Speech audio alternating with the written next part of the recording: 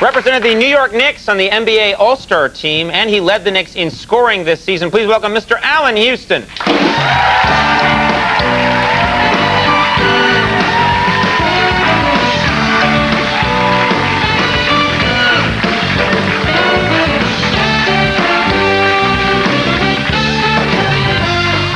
You didn't know I was that big, huh? I didn't. Right? Now you're scared, right? I'm intimidated. You scared me a little.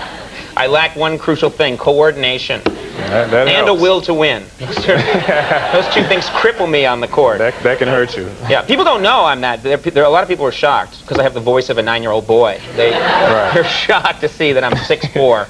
But it's still in the NBA, I'd be like a speedy little guy, right? You could be. You could be. That would help. Yeah. You forget how big. How tall are you? I'm 6'6". Oh, okay. Well, I mean, you know, people say, I didn't know you were that big, and then some people say, I didn't know you were that small. So right. It doesn't matter. As long as people are confused, that's the important thing.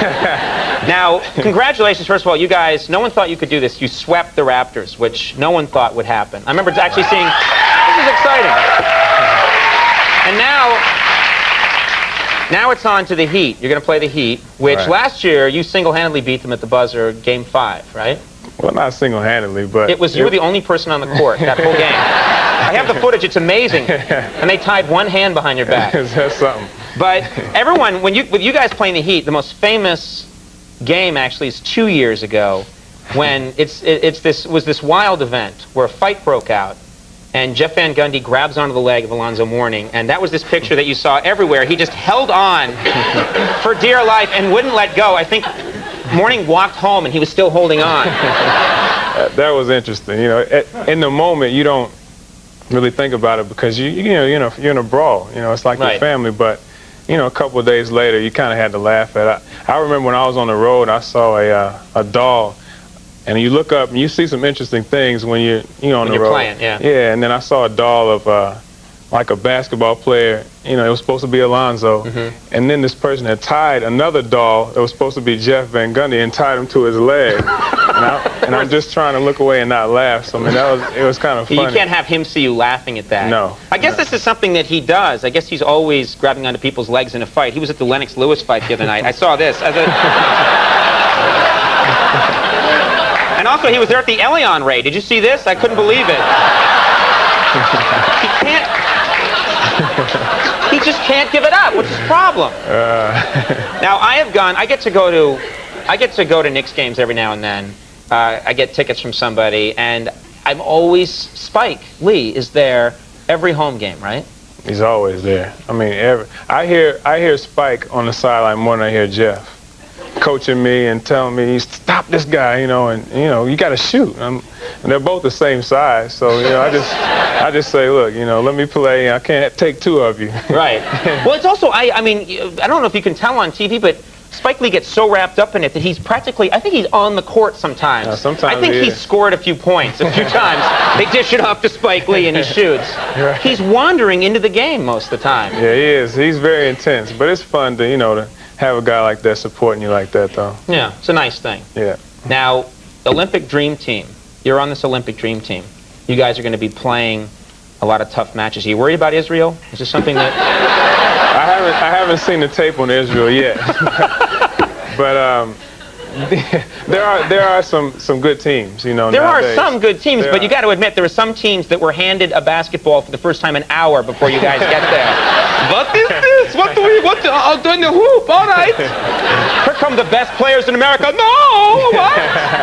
I mean, what's it like sometimes? Do you ever feel bad for a team that clearly doesn't know? Not really.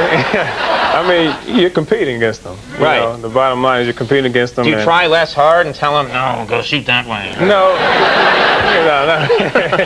You should wear sneakers, those wooden clogs. I remember like this summer we were playing and to qualify, and at halftime before we went to the locker room, some of the guys wanted to stop and take pictures with us. Right. Taking pictures of us. So I was like, that was kind of interesting, to see that. It's halftime, so they're supposed to still be in that sort of want to destroy you, and they're like, oh, cool, can I get one for...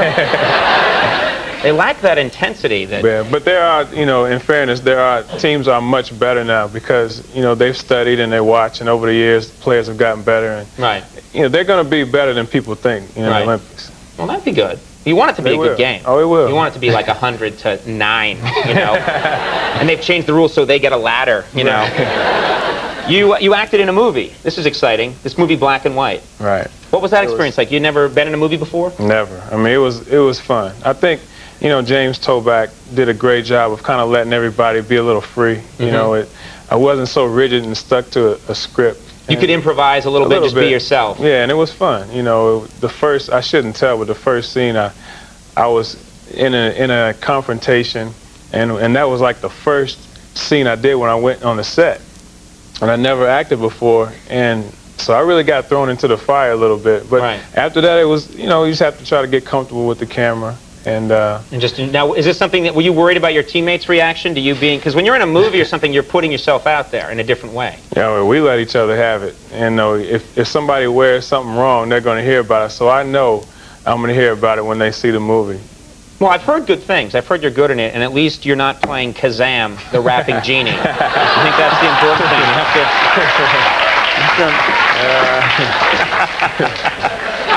I can mock him because he's not here right now. You're right. He's probably going to tap on my shoulder. Yeah. Jiggity, jiggity, jiggity, jiggity.